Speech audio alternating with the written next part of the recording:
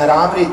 प्रभु कहते हैं, प्रभु से सखिया पूछ रहे हैं कि क्या कारण है कि तुम उसको होठों से लगाए रखते हो।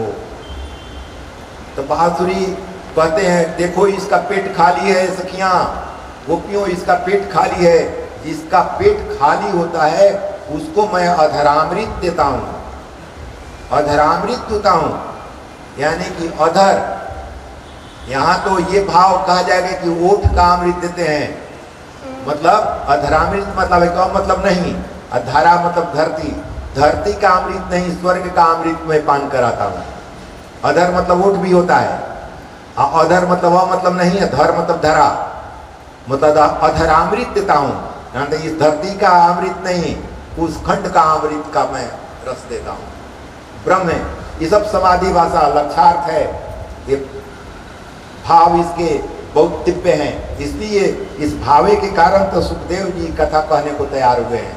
नहीं तो बैरागी ये कथा को नहीं कहते, कभी भी इस कथा को नहीं कहते, कभी भी। लेकिन इस कथा को कह रहे हैं इसलिए कि ये सारी समाधि भाषा है, आप संत बढ़िया अच्छी तरह समझ रहा है।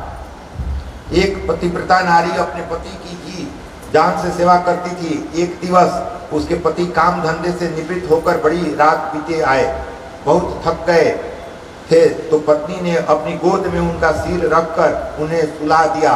पति तुरंत ही गहरी नींद में डूब गए। एक खाट पर इसका 2 साल का लड़का सोया हुआ था। खाट के नीचे अंगारे रखे हुए थे कि जिससे लड़के को सर्दी न लगे। लड़का नींद में करवट बदलने लगा। इधर माता सोचने लगी कि कहीं लड़का अंगारे पर जा पड़ा तो क्या होगा। अब पति को अपने गोद में लेकर सुला दी है, क्योंकि पति दिन भर काम करते हुए थक गए हैं और उसी समय देख रहे कि लड़का भी हमारा सोया हुआ है। लड़के के बिछावन के नीचे अंगारा है, अंगारा रखा गया है कि ठंडी के दिन है, सर्दी न लग जाए। लेकिन अब सोच रही है कि पति तो हमारे गोद में है, उनका सर है, और ये बच्चा कहीं करवट बदलेगा, अंगारे में न गिर जाए, पड़ा तो क्या होगा। मैं उसे उठा लूं, किंतु ऐसा करने से तो नींद में बाधा होगी। मैं पति को तकलीफ कैसे दे सकती हूँ। मैं नहीं उठाऊंगी बेटे को। पति सेवा करते हुए वह ईश्वर स्मरण करने लगी। बेटा अग्नि में गिर पड़ा, किंतु वह सच्ची पतिव्रता नारी का पुत्र था। अग्नि उसका कुछ भी न बिगाड़ सकी। अग्नि तो चंदन शीतल हो गई। अग्नि की ज्वाला सारे विश्व को जला सकती है, किंतु पतिव्रता नारी अग्नि को भी जला सकती है। महापतिव्रता नारी से ये अग्नि भी डरती है। श्री कृष्ण उन गोपियों से कहते हैं तुम्हारी भक्ति, पतिव्रता का मतलब पति से प्रेम, पति का व्रत लेना। पति हमारा कौन है? हमारा पति परमेश्वर है, शिव ब्रह्म ही है। ब्रह्म को पति माना गया है सभी जगह। जैसे कल मैं बताया था, गणपति मतलब क्या है? गणपति मतलब आप समझ रहे हैं कि गणेश जी, गण मतलब होता है समूह, पति मतलब मालिक। तो हमारे कर्मेंद्रीय और ज्ञानेंद्रीय के मालिक कौन है? आत्मा। यानी आत्मा को प्रथम पूज्य है, आत्मा को नमन करना है, और आत्मा ही प्रथम पूज्य है। इसलिए कहते हैं गुरु ब्रह्मा है, गुरु विष्णु है, और गुरु ही शिव है। पहले मैं बता चुका हूँ। गुरु इसलिए ब्रह्मा विष्णु महेश हैं कि गुरु मतलब ये समझिएगा गुरु जी का शरीर तो अधूरा जाइएगा। ये समाधि भाषा है, लक्षार्थ समझना होगा। गुरु का मतलब होता है जब गुणातीत और रूपातीत है, गुण विहीन है, रूप विहीन है। गुण विहीन और रूप विहीन मतलब आत्मा। आत्मा, हम जब आत्मा दिमाग में आएगी तब समझ में आएगी कि गुरु ब्रह्मा कैसे हैं और गुरु विष्णु कैसे हैं और गुरु शिव कैसे हैं। पहले मैं बता चुका हूँ, आत्मा ही सृष्टि की रचना करती है। आत्मा रहेगी तभी ज्ञान होगा, ज्ञान ही सृष्टि की रचना करती है। कि आत्मा के कारण ही ये सृष्टि बढ़ रही है, और आत्मा के कारण ही पालन, कोई कमा रहा है कोई खा रहा है। तो आत्मा ही खा रही है, आत्मा ही कमा रही है। आत्मा खा रही है, आत्मा कमा रही है, आत्मा खा रही है। आत्मा ही आत्मा को उत्पन्न कर रही है। आत्मा से ही बाल बच्चे हो रहे हैं। पति पत्नी के शरीर में आत्मा है, उसी के अगर पति पत्नी के शरीर में आत्मा रहे तो आत्मा आएगी ही नहीं। तो आत्मा ही आत्मा को जन्म दे रही है, आत्मा ही आत्मा का भोजन कर रही है, आत्मा ही आत्मा को ज्ञान दे रही है, संहार कर रही है ना।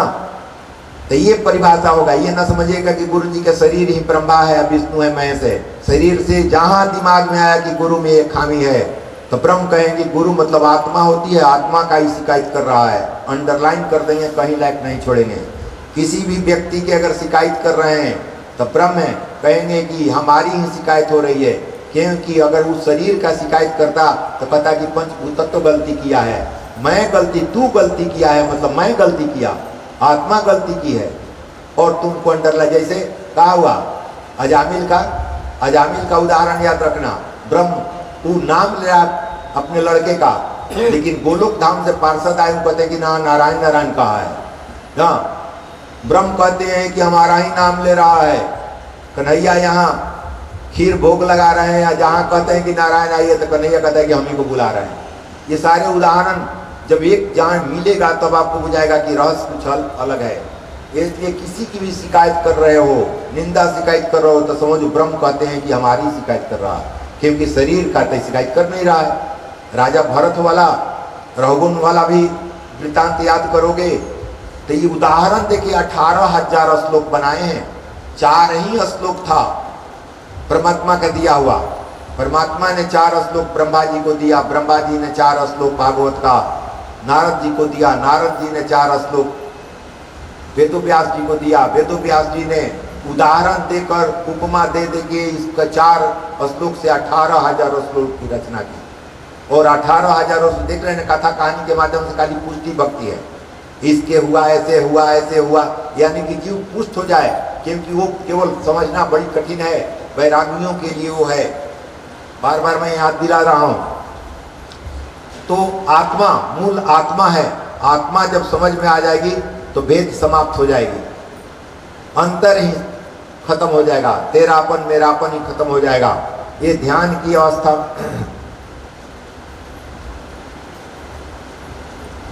भगवान गोपियां आ गई हैं, उन गोपियों से कहने लगे, अपने घर जो रास में गोपियां आई थी वो उनसे कह रहे हैं कि तुम अपने अपने घर जाओ, अपने पर उस महान पतिव्रता धर्म को ये कहानी सुना रहे हैं कि देखो आग वाला कहानी सुना रहे हैं। वो पतिव्रता स्त्री थी, आग में उसका बच्चा पड़ गया है तो जला नहीं है, तो तुम लोग ही पतिव्रता हो ना, इसलिए तुम अपने घर चल जाओ, क्योंकि रास में घर छोड़कर आ गई है ना। तो कह रहे हैं कि अरे तुम क्यों आ गई हो, पतिव्रता की कहानी कह रहे हैं भगवान कि देखो पतिव्रता ऐसे रक्षा की है, तो तुम लोग भी पतिव्रत का पालन करो, अपने अपने पतियों के पास जाओ, अपने अपने घर जाओ, कि रात्रि में यहाँ क्या कर रही हो। तो गोपियां उन कृष्ण गोपियों से कहते हैं अपने घर जाओ, उस महान पतिव्रता धर्म को छोड़कर यहाँ क्यों आई हो, तुम पतिव्रता धर्म छोड़कर क्यों आई हो।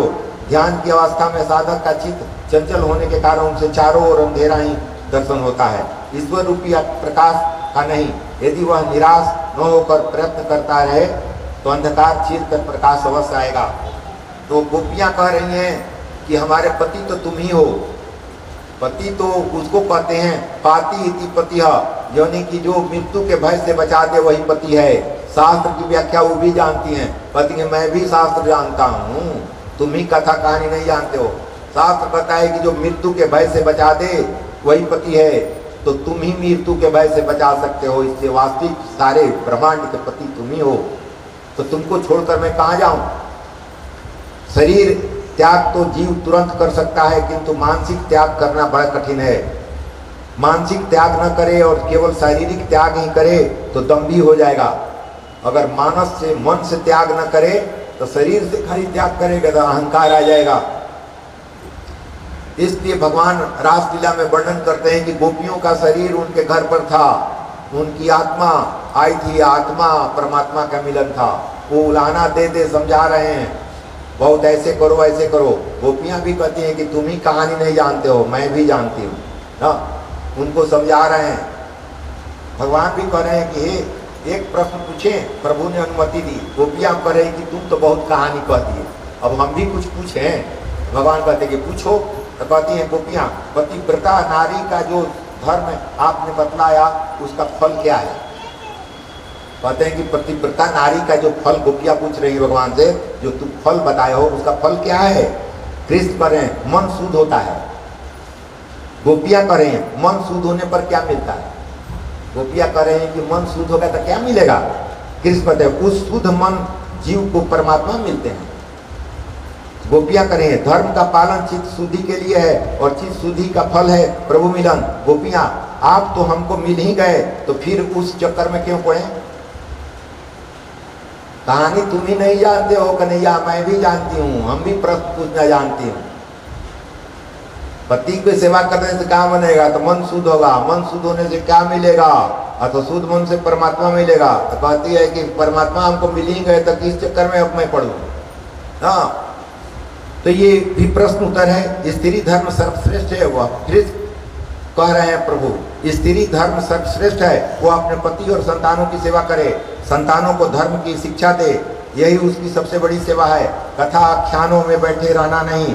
पति सेवा से चित्त शुद्धि होती है और चित्त शुद्धि से परमात्मा की प्राप्ति होती है। गोपियां कहती हैं, गोपियां नाथ ऐसा मत मान लें कि आप ही कथा कह सकते हैं।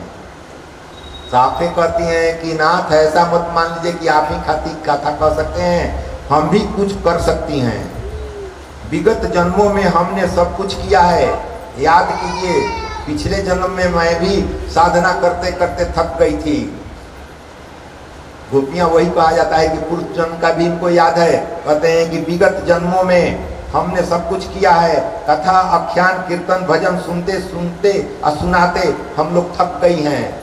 हम पिछले जन्म में कथा कहते या सुनते या सुनाते थक गई हैं, फिर भी आपकी एक झांकी तक नहीं मिली थी मुझे।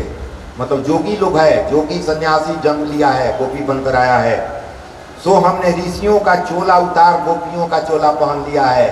मैं अपनी इच्छा से ऋषियों का चोला उतार के गोपियों का चोला पहन लिया है। ऐसी बात नहीं है कि मैं नहीं जानती हूँ, धारण किया है। आपने तो बहुत कुछ सुनाया, अब हमारी बारी है। आपने बहुत कुछ सुनाया, अब हमारी बारी है, मैं भी कह रही हूँ, सुनो। एक पतिव्रता नारी के लिए अपने पति का वियोग असह था। कहानी कह रही है ये भी। एक पतिव्रता नारी के लिए अपने पति का वियोग असह था। वह पति से हमेशा साथ रहने की आग्रह किया करती थी। संजोग बस पति को परदेश जाने का अवसर आया, वह भी पति के साथ जाने को तैयार हो गई। मुझे छोड़कर ना जाओ नाथ, मुझे अपने संग ले चलो। पति से करे कि हमको भी लेकर चलो, परदेश जा रहे हो, हमको मत छोड़ो, हमको भी ले चलो। पति उसे समझाने लगा, देवी मैं काम काज के लिए बाहर जा रहा हूँ, वहाँ तुझे कैसे ले जाऊँ? मेरे वियोग में जलना न पड़े, ऐसा एक उपाय करे है। घर में मेरा वह जो चित्र है ना, उसकी दृढ़ भाव से सेवा पूजा करना। हमारा जो फोटो है इसकी पूजा करना और समझना कि मैं तुम्हारे साथ ही हूँ। इसलिए हमको परदेश जाने दो कमाने, और तुम घर में ही रहो, हमारे चित्रपट की पूजा करो, भाव से सेवा पूजा करती रहना और मानना कि मैं घर में ही हूँ। जब भी मेरी याद सताने लगे, उस चित्र का दर्शन पूजन करना। वह पतिव्रता नारी बड़ी तन्मयता से पति की छवि की पूजा करने लगी।